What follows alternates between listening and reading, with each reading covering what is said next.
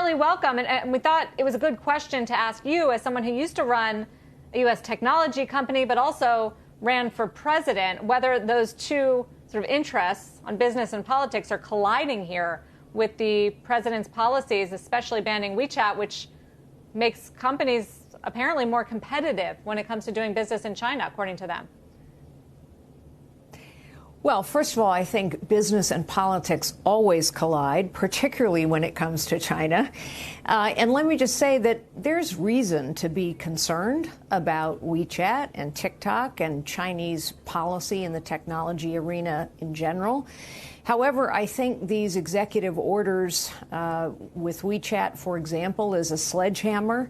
I'm concerned that the process apparently didn't include the business community at all.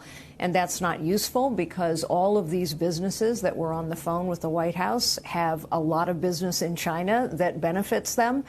And of course, President Trump threatening that the U.S. Treasury is going to take a cut of any sale of TikTok U.S. operations to Microsoft is both unwise and unprecedented.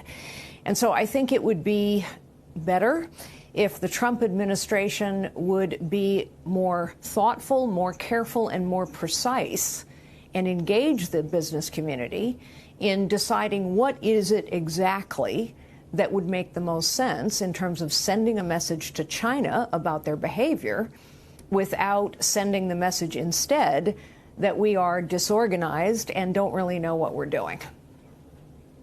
Do you have anything in mind specifically about what should be done?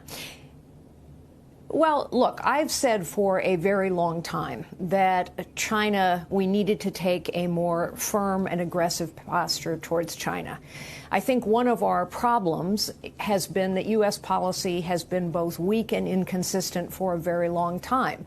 The Obama administration was weak and inconsistent with regard to, for example, what China was doing in the South China Sea. The Obama administration did nothing with regard to the continuing theft of intellectual property and the prevention of U.S. companies to gain access to the capital markets in China or even to make a profit in China. And so a tougher policy is required. On the other hand, the Chinese are exceptionally strategic and careful, and we need to be the same. And that means we need to be consistent. I would argue that we need to consistently be saying to China that as long as we cannot, American companies do not have the conditions under which they can make a profit, nor are they under conditions with which they can protect their intellectual property in China, that those conditions also need to apply to Chinese companies in the United States.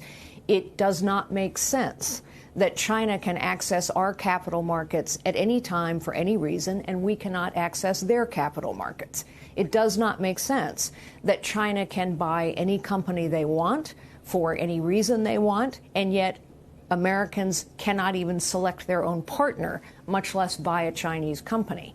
And it does not make sense that for decades now, China has been able to steal our intellectual property with impunity, and the only people really working on that consistently have been the companies themselves, not the U.S. government. But all of that requires a careful, consistent approach over time, not sledgehammer executive orders here and there, immediately preceded by declarations of great friendship between President Trump and President Xi. But Carly, I mean, you just made a long list of what needs to happen and what has failed to happen for the last decade. So surely we do get to a point where sledgehammer-style executive orders is kind of all that's left. And you said at the top, it's a shame not to see businesses consulted more. But aren't those the very businesses that in the 90s and the 2000s, essentially, whether knowingly or not, allowed all their IP to be stolen because they were just happy taking the short-term profits they were getting by growing their sales in China? No, I don't really think that's fair. Having led one of those technology companies, I spent as a chief executive, as did my staff, enormous amounts of time in China with the Chinese government trying to negotiate protections of intellectual property. Unfortunately, we did not have necessarily all of the support from the government that would have been required. We spent enormous amounts of time confronting the Chinese government about their failure to protect our intellectual property. And so I don't think that's fair, and I think technology companies have been extremely concerned over the long haul about their inability to protect their intellectual property. I also think, by the way, that the Chinese government was not, let me say, completely forthcoming with technology companies. The promises were made, I can assure you, that if you partnered with this certain company, then you would be able to make a profit and we would protect your intellectual property. The Chinese have had a very long-term strategy here, and they've been very clear about it. They wanted to become the manufacturing capital of the world. They wanted to become then the technology capital of the world. And unfortunately, they are willing to make agreements, and then they are willing to break those agreements.